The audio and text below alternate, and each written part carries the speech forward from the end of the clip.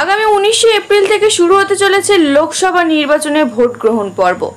এরই মধ্যে ভূপতিনগরের ঘটনা নিয়ে উথাল পাথাল রাজ্য রাজনীতি। এবার এক তৃণমূলের হেভিওয়েট নেতা দারুণভাবে ফাঁসলেন হাইকোর্টে।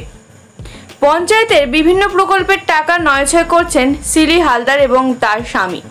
এমনই অভিযোগ নিয়ে মথুরা লোকসভা কেন্দ্রের তৃণমূল প্রার্থীর স্ত্রীর বিরুদ্ধে আদালতে দ্বারস্থ হন পঞ্চায়েতের প্রধান অনুপ কুমার মিস্ত্রি। 2024 সালে লোকসভা নির্বাচনে মথুরাপুর লোকসভা কেন্দ্র থেকে রাজ্যের শাসক দলের হয়ে লড়েছেন বাপি হালদার। তার স্ত্রী সিলি মথুরাপুরের কৃষ্ণচন্দ্রপুর গ্রামের প্রাক্তন প্রধান।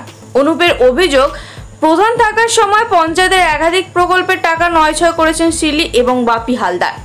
কেন্দ্রীয় প্রকল্পের টাকা নিয়েও কাজ করেননি।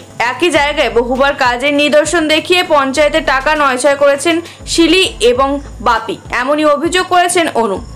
সেই সঙ্গে কেন্দ্রীয় সরকারি বিভিন্ন প্রকল্পের বিপুল টাকা পঞ্চায়েতের বিভিন্ন আধিকারিকদের মারফত বিদেশে পাচার করারও অভিযোগ করেছেন।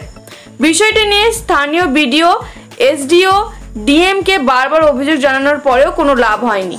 অন্যদিকে অর্থমন্ত্রকে অভিযোগ জানানোর পরই অনবরত হুমকির ফোন আসছে তার কাছে বলে জানিয়েছেন এই পঞ্চায়েত প্রধান। অবশেষে কলকাতা হাইকোর্টের দ্বারস্থ হয়েছেন অনুপ। সিবিআই এবং ইডিকে নিয়ে তদন্তের নির্দেশ চেয়ে মামলা দায়ের করেছেন তিনি।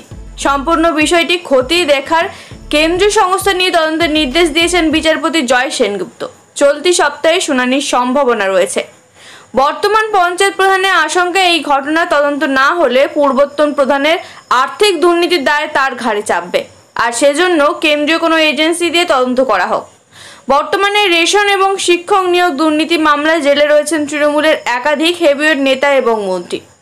লোকসভা নির্বাচনের মুখে তা নিয়ে যথেষ্ট অস্বস্তিতে রয়েছে এমনিতেই শাসক দল। নির্বাচনের প্রচারে একাধিকবার শাসক শিবিরকে একই প্রসঙ্গে খোঁচা দিয়েছে প্রধানমন্ত্রী নরেন্দ্র মোদীও।